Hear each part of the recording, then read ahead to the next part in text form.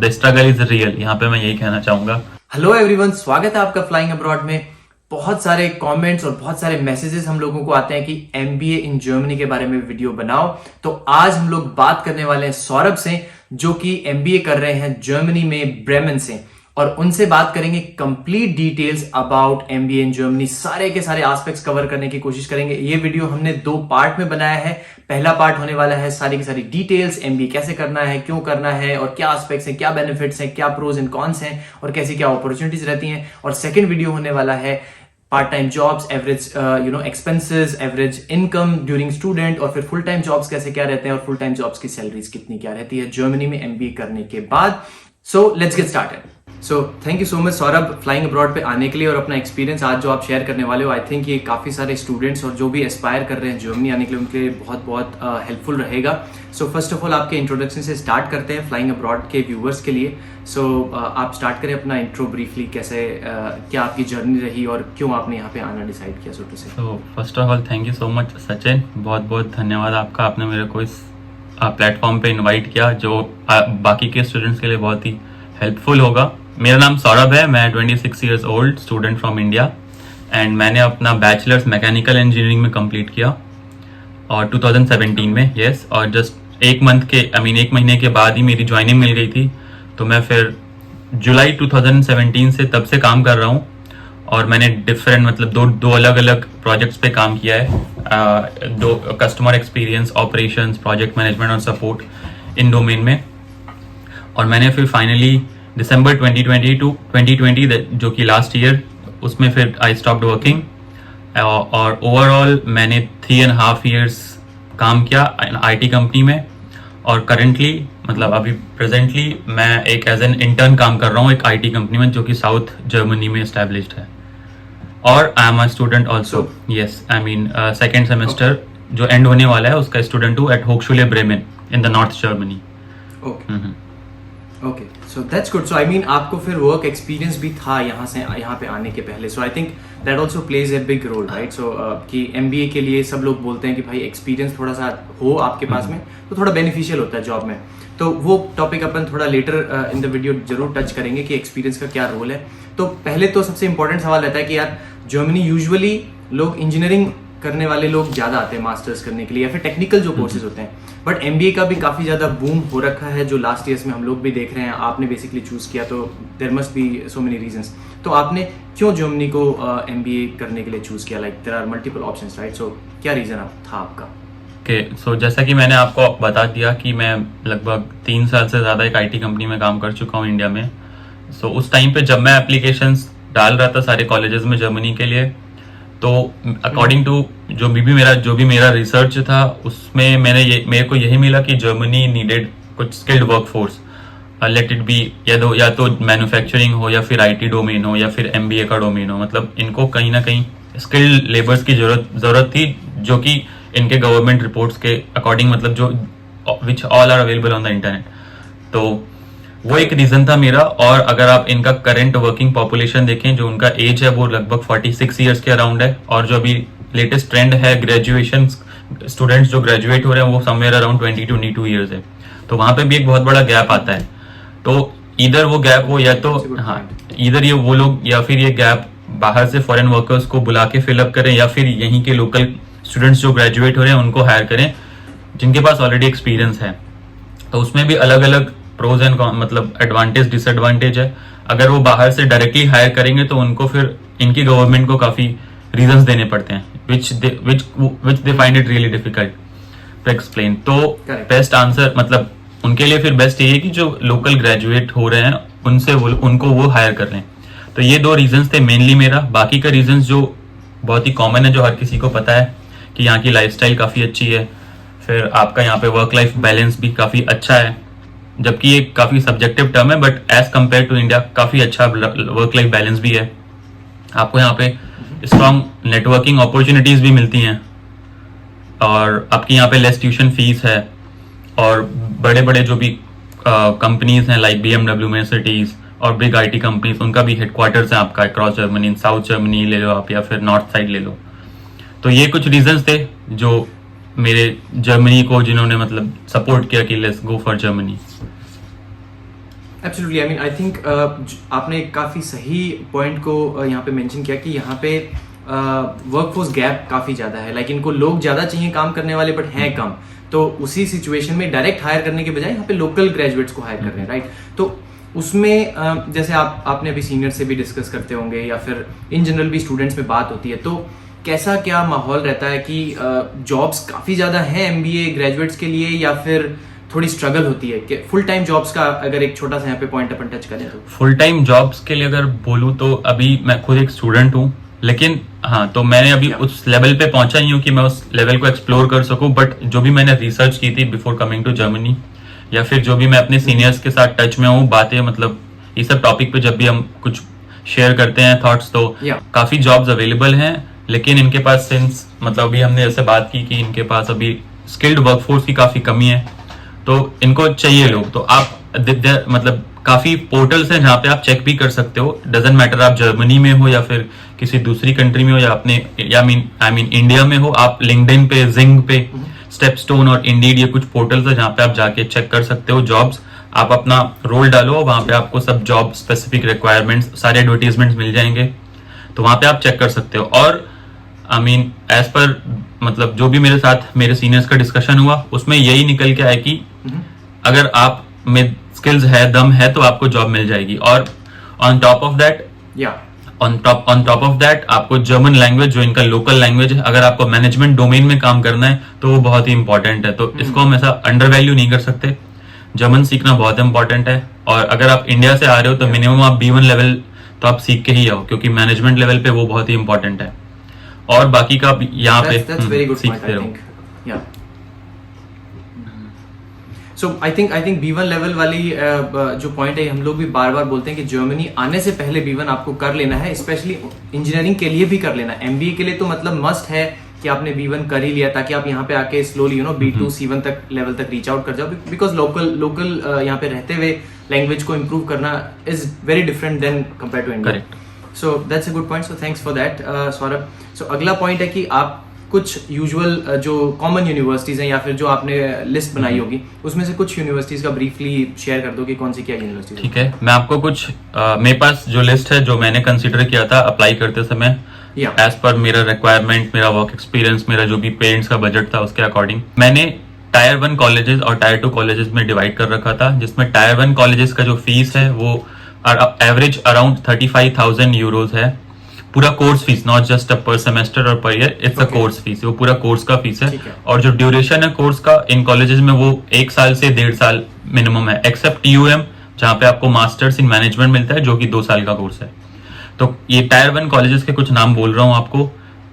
ESMT Berlin है, Frankfurt school of finance and management, Mannheim business school, WHO Otto Beisheim graduate management school, then HHL Leipzig Graduate School of Management, ESCP Europe Berlin campus, इसका काफी famous है, और एक EBS business school. EBS business school में आपकी fees थोड़ी कम है, but still इनको मैंने टायर 1 में कैटेगरी में कैटेगराइज कर रखा था। टायर 2 जो मोस्टली पब्लिक यूनिवर्सिटीज है, फंडेड बाय द गवर्नमेंट, यहाँ पे फीस बहुत ही कम है, और इनकी फीस लगभग अराउंड 10,000 यूरोज है ओवरऑल कोर्स फीस। कुछ कॉलेजेस में 1500 से लेके 2,000 पर सेमेस्टर यूरोज फीस है, तो वो और भी सस्ते हैं। हाँ, तो वो और भी सस्ते हैं। और तो इसमें कुछ नाम मैं बोल रहा हूँ, जैसे कि masters of business administration in international business consulting, फिर आपका इंटरनेशनल मैनेजमेंट मार्केटिंग OVGU मागदेबुर्ग, फिर होक्सुले मागदेबुर्ग में आई थिंक मास्टर्स भी करते हैं काफी लोग डेटा साइंस में, बट या कंटिन्यू नेक्स्ट होक्सुले ब्रेमेन, जहाँ से मैं खुद पढ़ रहा हूँ अभी, मैं अपना मैनेजमेंट डिग्री कर रहा हूँ, MBA डिग्री, बिजनेस कंसल्टिंग होक्सुले फुर्टवांगन यूनिवर्सिटी, फिर project management and data science HTW Berlin, ये भी काफी अच्छा है HTW बर्लिन, क्योंकि आपको बर्लिन एरिया में मिल जाएगा, वहाँ पे भी काफी कंपनीज हैं। फिर इंटरनेशनल बिजनेस मैनेजमेंट होक्सुले फुर्टवांगन यूनिवर्सिटी, ऑलरेडी जो मैंने मेंशन किया ऊपर, और एक लास्ट वही मास्टर्स इन मैनेजमेंट, लेकिन आपको इसमें MBA की डिग्री नहीं मिलेंगी ये, लेकिन टोटली फ्री है, masters in management which is offered by TU Munich. हाँ, सो ये university then completely free, like कोई ट्यूशन फी नहीं है इस TUM में in masters in management. I mean of course TUM public university है, तो वहाँ पे कोई ट्यूशन फी मास्टर्स में नहीं होती है, तो आई थिंक MBA का जनरली ये नोशन होता है कि फीस लगेगी, तो यहाँ पे जस्ट बिकॉज ये एमएससी की डिग्री देंगे आई थिंक, इसलिए फिर यहाँ पे हाँ, ट्यूशन फी नहीं हाँ, होगी, हाँ, राइट? वो बात सही है आपकी, क्योंकि यूजुअली बिजनेस कोर्स मतलब ही है पैसा बनाना। तो आप हाँ। आफ्टर ग्रेजुएशन आप भी बहुत पैसा बनाने वाले हो, और ये डिग्री भी ऐसा फ्री में नहीं, क्योंकि इनको भी काफी एक्रीडेशंस लेने होते हैं, काफी मतलब एक्रीडेशंस के से पास होना पड़ता है to get a certified college और to get a recognised college in the country. आप देखिए तो इनको भी फीस पे करना होता है, तो इसलिए सारे कोर्सेज फ्री नहीं है, लेकिन हाँ आपको मिनिमम अमाउंट पे करना होता है। और अगर आप होक्सुलेज और पब्लिक यूनिवर्सिटीज में जाएं तो वहां पे अराउंड 1500 से 3000 यूरोज या 2000 यूरोज अराउंड पर सेमेस्टर है। लेकिन ओवरऑल आपका इन होक्सुलेज में अगर आप जाएंगे पब्लिक यूनिज में तो आपको 10,000 यूरो में निकल जाएगा, और आपको एक सेमेस्टर फी भी on top of your tuition fees पे करना होता है, वो मैंडेटरी है। सेमेस्टर फी आपका 200 से 350 यूरो के अराउंड होता है, वो काफी अच्छा है। उसमें आप फ्री में ट्रैवल कर सकते हो, काफी कुछ उसमें इंक्लूडेड होता है। उसमें स्टूडेंट हाँ। बेनिफिट्स मिल जाते हैं। ओके, सो आपने यूनिवर्सिटीज की लिस्ट बता दी। अब आपने जैसे कि बताया कि आप हॉक्सुले ब्रीमन से कर रहे हो, तो उसके बारे में थोड़ा सा बताओ कि क्या वो यूनिवर्सिटी है और बेसिकली वहां पे क्या फीस है और आप कौन सा कोर्स कर रहे हो? होक्सुले ब्रेमेन जैसा यूनी ब्रेमेन है, उसके अंडर ये होक्सुले ब्रेमेन, मतलब हर यूनी के साथ एक इनका होक्सुले भी है। अगर आप यूजुअली देखें हर स्टेट में, तो मेरा होक्सुले ब्रेमेन है और मेरा कोर्स का नाम है यूरोपियन एशियन मैनेजमेंट, MBA है ये, और इसका फीस जो है वो 13,000 यूरोज है। तो इसमें फॉर द फुल कोर्स कितने सेमेस्टर हाँ, का मेरा कोर्स है? मेरा मतलब 1.5 ईयर का है, 18 मंथ्स का कोर्स है। लेकिन ये आप एक्सटेंड भी कर सकते हो अगर आप, क्योंकि इसमें एक साल आपका क्लासरूम टीचिंग होता है, एक सेमेस्टर आपको थीसिस लिखनी होती है। तो थीसिस में यूजुअली स्टूडेंट्स लिख देते हैं 6 महीने, नहीं तो they can extend it also. तो उसमें एक्सटेंशन लेने पे कोई नेगेटिव पॉइंट नहीं है, क्योंकि वो जर्मनी में एम्प्लॉयर्स कंसीडर करते हैं, दैट इज फाइन। मतलब अपना इंडिया ऐसा नहीं कि हमने एक्सटेंड किया तो वो एक नेगेटिव इम्पैक्ट देगा CV या रेज्यूमे पे, ऐसा नहीं है। आप एक्सटेंड ले सकते हो, वो that is just that is reasonable. अगर किसी को इन बिटवीन कोई इंटर्नशिप करनी हाँ, है या फिर कोई कंपनी में काम करना है या फिर कुछ भी रिसर्च करना है, और अगर आप एक्सटेंड करते हो तो एक सेमेस्टर का एडिशनल फी देना पड़ता है कि कोई ऐसा charges एक्सटेंशन का आपको फीस देना होता है। पहले तो आप एक्सटेंड करोगे तो आप स्टूडेंट स्टेटस कंटिन्यू कर रहे हो, तो आपको वापस से आपको Correct, अपना yeah. सेमेस्टर फी पे करना होगा, तो वही आप पकड़ लो वापस से 200 से 350 यूरो जो भी होगा। ऑन टॉप ऑफ दैट आपको आपका हेल्थ इंश्योरेंस पे करना होगा, तो वो भी आपका अगेन एक सेमेस्टर के लिए फिर हर महीने मतलब यू हैव टू पे it.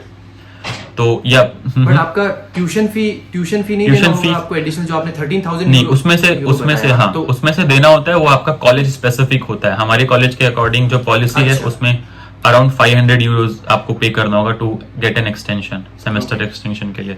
That's not bad. So मुझे लगता था कि अगर मान लो पर semester on an average 4,000 euro अगर आपके कॉलेज में पढ़ रहा है, तो अगर आपने एक सेमेस्टर एक्सटेंड किया तो आपको 4,000 यूरो देना पड़ता है। But I think again it depends कि which university you are studying, and every university has different rule. Okay, cool, thank you. So यहाँ से फिर अपन थोड़ी बहुत बात करते हैं कि आपने I think already average fees के बारे में बात कर ली है, राइट? बट एक बार फिर से अगर आप बताना चाहें कि यूजुअली कितनी क्या फीस लगती है MBA करने के लिए जर्मनी से? ठीक है, तो एक वापस से इस पे थोड़ा और क्लियर मैं बता देता हूँ। अगर आपका जैसा कि मैंने लिस्ट टायर 1 और टायर 2 में डिवाइड कर रखा है, अगर आपको टायर 1 से करना है तो एवरेज फीस जैसा कि मैंने बताया 35,000 यूरोज अराउंड होगा। लेकिन अगर आप टायर 2 से कर रहे हो तो वहां पे फीस काफी कम है एज कम्पेयर टू टायर 1, और अराउंड 10,000 से 12,000 यूरोज में आपको पूरा फीस कॉलेज का हो जाएगा। Course fees, not just a year fees और अ सेमेस्टर फीस, पूरा कोर्स फीस होता है। तो वो आपको लगभग इतने में दिस इज द फीस मतलब। एंड आफ्टर यू, क्योंकि आफ्टर यू ग्रेजुएट आपको फिर सब खुद से ही करना है, जॉब भी आपको खुद से ढूंढनी है। यहाँ पे कोई मतलब जर्मनी या फिर आप किसी भी कंट्री में आपका खुद का कोई प्लेसमेंट सेल नहीं होता कॉलेज का, तो आपको सब खुद से ही, आपकी नेटवर्किंग पे डिपेंड करता है, आप आपके सीनियर्स के साथ कितना टच में हो, कितना रेफरल ले पा रहे हो, या फिर आपकी totally depends on your networking कि आप कैसे कितना अपने आप को मार्केट और नेटवर्क करके जॉब अपॉर्चुनिटीज में उतने स्टेप इन कर पा रहे हो। तो ये फिर उस पर डिपेंड करता है फीस एंड एवरीथिंग। तो यहाँ पे अगर इन जनरल अपन बात करें कि जो सौरभ ने बताया टीयर 2 और टीयर 1 वाला, तो आई थिंक टीयर 1 और टीयर 2 जो अपने इंडिया में नोशन है वैसे ही आप शायद नहीं मीन कर रहे हैं, राइट? यहाँ पे तो कि टीयर 1 आपने बस एक क्लासिफाई किया है, ऐसा इंडिया में जैसे होता है ना टीयर 1 यूनिवर्सिटी, टीयर 2, वैसा कुछ नहीं। यहाँ पे सारी यूनिवर्सिटी मोर लेस राइट एक ही लेवल पे होंगे, राइट? तो टीयर 1 टीयर 2 इज लाइक, वो मैंने अपने जो लिस्ट बनाई थी उसमें क्लासिफिकेशन के लिए किया था एज पर देयर जीमैट और जो भी उनका रिक्वायरमेंट्स है, और मेनली मेरा पॉइंट था उनका फीस, क्योंकि अगर आप टायर 1 का फीस देखो वो बहुत ही ज्यादा है, और अगर मेरी आप लिस्ट के टायर 2 में जाओ तो उनके फीस बहुत ही कम है। तो इस जस्ट मेनली जो था उनका फीस पे बेसिस था, और जीमैट जीआरई के स्कोर्स पे बेसिस था, और जो भी अदर एमबीए के रिक्वायरमेंट्स थे। Okay cool, thanks. So average fees अगर अपन देखें जर्मनी में करने के लिए, तो जैसे सौरभ ने बताया जो टीयर 2 में इन्होंने लिस्ट बनाई है उन यूनिवर्सिटीज की अराउंड 12,000 यूरो हो गई, तो वो ऑलमोस्ट हो जाएगी आपकी अराउंड 10 to 11 लाख रुपीस पर फुल कोर्स, और मैं लेट्स से 12 लाख मैक्सिमम। और जो टीयर 1 वाला जो काइंड ऑफ यूनिवर्सिटीज पढ़ रही हैं उनका 34,000 या 40,000 यूरो के आसपास लगेगा, तो वही 30 लाख 35 लाख के आसपास उनकी फीस आपको रहेगी। तो आई थिंक ये इन जनरल, और जब भी आप इंडिया के बाहर एमबीए करने की सोचते हो तो ये इन जनरल ऐसी फीस होती है। बट अगर आप देखो 10 से 12 लाख रुपए फीस में आपकी एमबीए जर्मनी से हो रही है, तो I think this also makes Germany very good destination और गुड कंट्री, बिकॉज यहाँ पे जॉब्स की अपॉर्चुनिटीज बहुत ज्यादा है अगर आप जर्मन सीख लेते हो फॉर एमबीए। एमबीए स्पेसिफिक बात कर रहे हैं इस टाइम पे, तो ऐसा नहीं है कि आप इसको मास्टर्स से रिलेट करने लग जाओ, क्योंकि मास्टर्स में अगेन डिफरेंट रिक्वायरमेंट्स होती है, और उसके रिगार्डिंग हम लोगों ने काफी सारे वीडियोस भी बनाए हैं। सो सौरभ, इतना सब एमबीए के बारे में जानने के बाद में अब आता है कि यार एमबीए की एंट्री रिक्वायरमेंट्स यहाँ पे क्या है, लाइक कौन से डॉक्यूमेंट्स लगते हैं, और इन जनरल आपको क्या चाहिए एमबीए के लिए, तो उसके बारे में आप ब्रीफली शेयर कर दें। तो रिक्वायरमेंट्स लगभग सारे कॉलेजेस की सेम है जो भी एमएस के लिए लगती हैं, लेकिन तभी आप अगर आपको रिक्वायरमेंट्स चेक करनी है तो एक daat.de वेबसाइट है, वहां पे आप जाइए, वहां पे आपको सब कुछ वो लोग क्लियरली मेंशन कर रखे हैं, तो वो पहला स्टेप आपका होना चाहिए।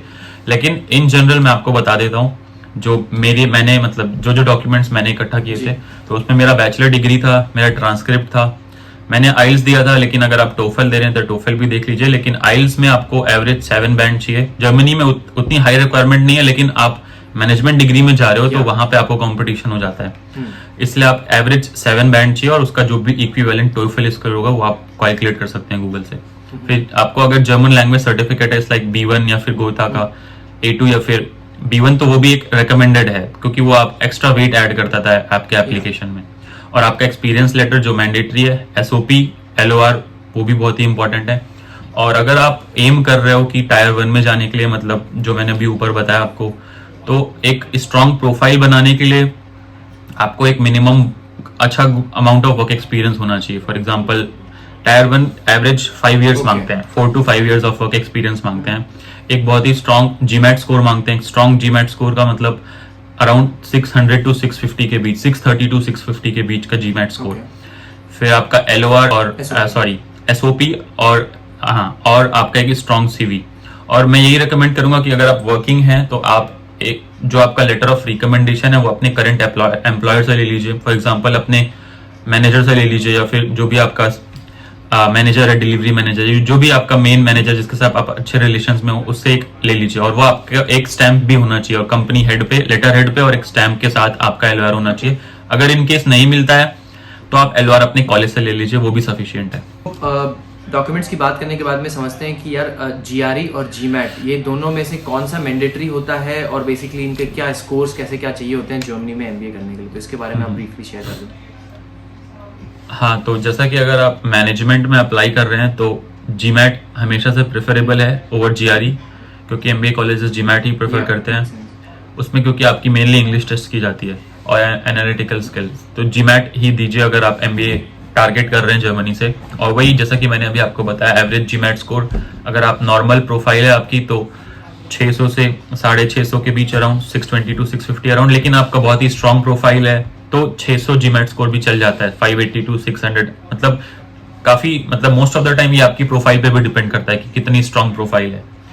तो यही GMAT स्कोर है जो मैं बताना चाहूंगा। ओके सौरभ, तो इन जनरल टोटल कॉस्ट क्या लगेगी जर्मनी में एमबीए करने की? अगर आप मतलब एक स्टूडेंट वीजा अगर आपको चाहिए जर्मनी के लिए तो आपको अपना ब्लॉक्ड अकाउंट चाहिए होता है। तो blocked account somewhere around 10,336 euro के अराउंड है जो मैंने पे किया था। तो वो भी बढ़ता है कुछ, लेकिन ये आपका मोटा मोटा अमाउंट है जो ब्लॉक्ड अकाउंट है। और ऊपर से फिर आपकी जो ट्यूशन फीस है, तो अगर आप टायर 1 टायर 2 जो भी आप टारगेट कर रहे हो उसके अकॉर्डिंग आपका ट्यूशन फीस, तो अगर आप एवरेज देखो तो आपका 20 से 25 लाख के बीच जो फीस आता है वो होता है, लेकिन फिर वो आप पार्ट टाइम से काफी रिकवर कर सकते हो, जो गवर्नमेंट अलाउ करती है पार्ट टाइम के लिए, वो मैं आपको बाद में बताता हूँ। ओके, सो नेक्स्ट सवाल फिर आता है कि वर्क एक्सपीरियंस कितना मैटर करता है यहाँ पे एमबीए करने के लिए, क्या फिर या फ्रेश ग्रेजुएट भी यहाँ पे एमबीए करने की सोच सकता है क्या? तो वो सारे पॉइंट्स आप शेयर। यस, मैटर तो बहुत करता है वर्क एक्सपीरियंस, और बिना वर्क एक्सपीरियंस के लिए के काफी मतलब बिना वर्क एक्सपीरियंस ये काफी डिफिकल्ट है कि आप एडमिशन सिक्योर कर पाओ जर्मनी में किसी यूनिवर्सिटी में, क्योंकि यहाँ पे रिक्वायरमेंट्स काफी हाई है जर्मन यूनिवर्सिटीज की। और आपके once you get an admission, उसके बाद जब आपका क्लास ग्रुप फॉर्मेशन हो जाता है, आपका जो भी क्लासेस स्टार्ट हो जाते हैं, तो वहां पे जो आपके पीयर्स हैं उनके पास काफी एक्सपीरियंस होता है, तो उनके साथ काम करने के लिए वो भी एक्सपेक्ट करते हैं कि हमारे सामने वाला भी कुछ फ्रूटफुल आइडियाज लेके आए। तो वो उस पॉइंट ऑफ टाइम पे काफी मैटर करता है। अगर आपके पास नहीं है तो आपको काफी कॉम्प्लेक्सिटी डेवलप हो जाएगी, तो वो एक नेगेटिव पॉइंट है, क्योंकि ये बहुत बड़ा इवन हमारे मतलब मेरा जो बैच है उसमें भी काफी कुछ इशू है जहाँ पे काफी फ्रेशर्स को भी हायर कर रखा है, तो वहां पे वो काफी प्रॉब्लम क्रिएट करता है। और दूसरा, अगर आप वर्क एक्सपीरियंस्ड हो तो आप काफी इनोवेटिव आइडियाज के साथ आ सकते हो, जो कि मतलब जो भी प्रॉब्लम्स डेवलप हो रहे हैं या फिर जो भी प्रोफेसर आपको इश्यूज या असाइनमेंट्स दे रहे हैं, वहां पे अगर आप वर्क एक्सपीरियंस्ड हो तो एक डिफरेंट पर्सपेक्टिव से आप अप्रोच कर सकते हो, जो हर फ्रेशर तो मतलब मुझे नहीं लगता कि वो उस पॉइंट ऑफ व्यू से अप्रोच कर सकता है। तो फ्रेशर के लिए आई वुड से कि first you try to get some work experience in India, उसके बाद ही आप जर्मनी में आओ। मैं बस यही कहना चाहूंगा। हाँ, ओके या makes I think totally sense, because आप एमबीए कर रहे हो, उसके बाद में आप बेसिकली काइंड ऑफ मैनेजमेंट या कंसल्टिंग में जाओगे, तो it's always good to have some experience to understand the market, to understand all the assignments और the job profile. So that's a very good point I think, क्योंकि masters के लिए ऐसा होता है कि you are going into more और less research और टेक्नोलॉजी सेक्टर, तो वहाँ पे अगर एक्सपीरियंस नहीं है तो भी आप अपनी स्टडीज को अप्लाई कर सकते हो। But I think then MBA में आपको अपना प्रैक्टिकल एक्सपोजर जितना ज्यादा होगा उतना आप वेल वर्स्ड हो पाओगे जॉब करने में। सो दैट्स अ गुड पॉइंट।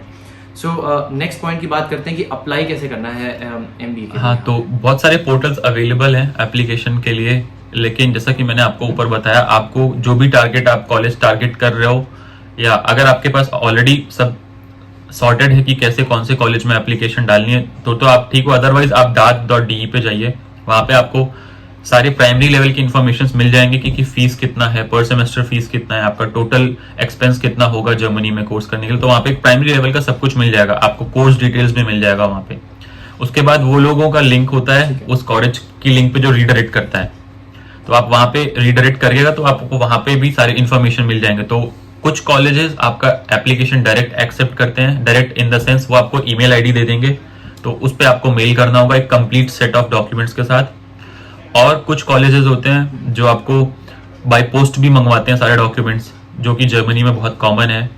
तो ये दो मतलब मैंने जब एप्लीकेशन दिया था तो मेरे को ये दो चीजें फेस करनी पड़ी थी। कुछ मैंने एप्लीकेशन बाय ईमेल भेजे थे, कुछ एप्लीकेशन बाय पोस्ट भेजे थे।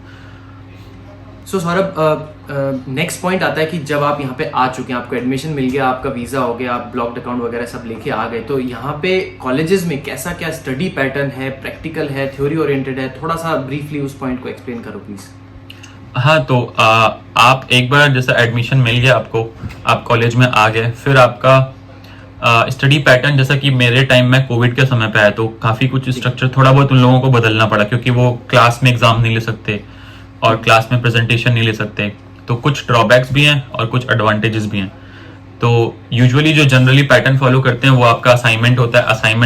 Assignment may be in the form of report writing हो सकता है, या कोई डॉक्यूमेंट लिखना है, या फिर प्रोफेसर्स आपको कुछ क्वेश्चंस दे देंगे सॉल्व करने के लिए और आपको 1 हफ्ते का टाइम दे देंगे, और उसमें आपको सॉल्व करके सबमिट करना होता है। या फिर प्रेजेंटेशन होता है, प्रेजेंटेशन भी आपको टॉपिक दे दिया जाता है, फिर आपको ग्रुप भी बना दिए जाएंगे और फिर आपको उस पे प्रेजेंटेशन देना होगा। या फिर कोई केस स्टडी होता है, केस स्टडी आपको सॉल्व करना होता है। मैं आपको एक एग्जांपल देता हूं, जैसा कि असाइनमेंट अगर आपको सॉल्व करना है तो केस स्टडी के फॉर्म में हमें मिलता है, जैसे कि कंपनी के सेल्स डाउन जा रहे हैं, ये कंपनी की इस कंपनी ने इस 2000 सम ईयर तक काफी अच्छा परफॉर्म किया, लेकिन नाउ उनके सेल्स काफी डाउन जा रहे हैं, तो आप कैसे रिकमेंड करोगे। तो ऐसे कुछ केस स्टडीज भी हमको मिलते हैं जो सॉल्व करना होता है। तो इसमें भी हमें टाइम दिया जाता है और एक टाइम पीरियड में हमको फिर एक केस स्टडी अपनी बनानी होती है, और इस पे ही वो प्रेजेंटेशन भी ले सकते हैं। तो आपको पीपीटी या फिर माइक्रोसॉफ्ट पावर पॉइंट या जो भी अदर प्रेजेंटेशन टूल्स हैं उसके अकॉर्डिंग भी आप शो कर सकते हो। फिर आपकी ग्रुप एक्टिविटीज भी होती हैं, तो ग्रुप एक्टिविटीज में भी आपको कुछ टास्क दिया जाता है जो कंप्लीट करना। तो ये एक जनरल आपका मेथड है जहाँ पे प्रोफेसर आपको इवेल्युएट करते हैं और यही आपको पैटर्न फॉलो किया जाता है।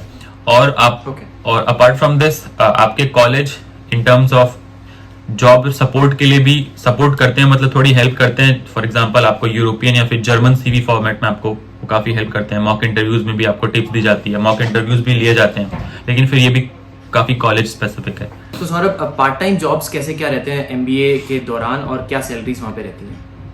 तो पार्ट टाइम जॉब के लिए देखिए, आपको सबसे पहले मैंने ऊपर बोल के रखा है, मैं वापस से रिपीट करता हूँ। पहले तो जर्मन सीख लीजिए। बिना जर्मन के आप ये समझिए कि आप एक ऐसे कंट्री में जा रहे हैं जहाँ पे लोग इंग्लिश नहीं बोलते, उनकी फर्स्ट लैंग्वेज नहीं है, बोलते हैं बट फर्स्ट लैंग्वेज नहीं है। तो आपको उनसे उनकी लोकल लैंग्वेज में डील करना होगा। तो पार्ट टाइम अगर ढूंढना है तो बहुत ही रिकमेंडेड है, मतलब बहुत हाई लेवल पे रिकमेंड करूंगा कि आप जर्मन सीख लीजिए इंडिया से ही, B1 लेवल एटलीस्ट। उसके बाद पार्ट टाइम के काफी जॉब्स अवेलेबल हैं, ऐसा नहीं कि पार्ट टाइम नहीं है। आप अपनी लिविंग एक्सपेंसेस मैनेज कर सकते हो, सेव भी कर सकते हो, और आपको government 20 hours per week allow करती है पार्ट टाइम करने के लिए। As a part time student आप मिनिमम 10 यूरोज पर आवर कमा सकते हो, और महीने का आप मैक्स टू मैक्स लगभग 1000 यूरो भी बना सकते हो। तो उस 1000 यूरो में आप काफी सेव कर सकते हो, अपना लिविंग एक्सपेंसेस भी मैनेज कर सकते हो। Okay, that's a good point. और एवरेज एक्सपेंसेस कितने हो जाते हैं यहाँ पे? एवरेज एक्सपेंसेस भी आपका बहुत ही सिटी स्पेसिफिक है।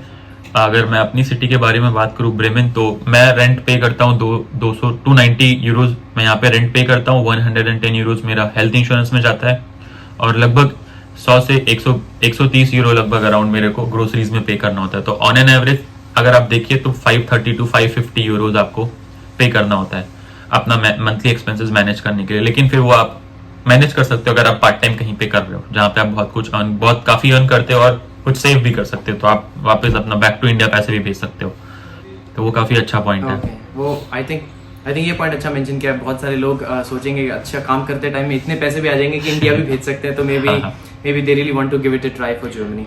सो thank you so much Saurabh for all the details which you have shared. I think काफी सारे डाउट्स इसमें लोगों के क्लियर हुए होंगे। मेरे भी बहुत सारे डाउट्स थे एमबीए के बारे में, वो भी क्लियर हुए हैं। और आप एक ओवरऑल कैसा क्या एक्सपीरियंस रहता है जर्मनी में एमबीए करने का, एक छोटा सा समराइज आप करना चाहें? हाँ, मैं यही बोलूंगा कि आप यूजुअली स्ट्रगल के बारे में बहुत सुना होगा, लेकिन यहाँ पे आप सच में उसको महसूस कर पाएंगे। द स्ट्रगल इज रियल, यहाँ पे मैं यही कहना चाहूंगा। और ओवरऑल आप एंड ऑफ द डे आपको काफी अच्छा फील होगा, क्योंकि यहाँ का कल्चर काफी अच्छा है, वर्क एथिक्स काफी अच्छा है, ओवरऑल एज द कंट्री काफी ब्यूटीफुल है। तो मैं तो एक पॉजिटिव रिस्पॉन्स है, लेकिन हाँ, स्ट्रगल आपको बहुत करनी होगी। Okay, so thank you so much Saurabh for taking the time, and it was really nice talking to you. Thank you so much Sachin, thank you so much for the invitation. Yeah. So thank you so much Saurabh अपने busy schedule से time निकालने के लिए, और बहुत सारी जो आपने डिटेल्स शेयर करी वो आई थिंक बहुत सारे लोगों के लिए हेल्पफुल होंगी। तो गाइज, अगर आप लोगों को ये वीडियो पसंद आया हो और बहुत सारी आपको हेल्पफुल इन्फॉर्मेशन या फिर कुछ भी इसमें से हेल्पफुल लगा हो, तो इस वीडियो को लाइक जरूर करें। और अगर आपके नोन सर्कल में किसी को भी एमबीए करने की पॉसिबिलिटीज सर्च करनी हो, तो जरूर उसके साथ ये वीडियो शेयर करें। और अगर आपके कोई भी क्वेश्चंस हैं रिगार्डिंग एमबीए और इन जनरल जर्मनी के बारे में, तो जरूर कमेंट करें। तो इस वीडियो का पार्ट 2 भी आने वाला है, तो चैनल को जरूर सब्सक्राइब कर लेना ताकि आपको नोटिफिकेशन मिल जाए कब वो वीडियो आएगा, क्योंकि उसमें बहुत सारी रेलेवेंट डिटेल होने वाली है आपकी एमबीए लाइफ इन जर्मनी के बारे में। So thank you so much everyone, bye and take care.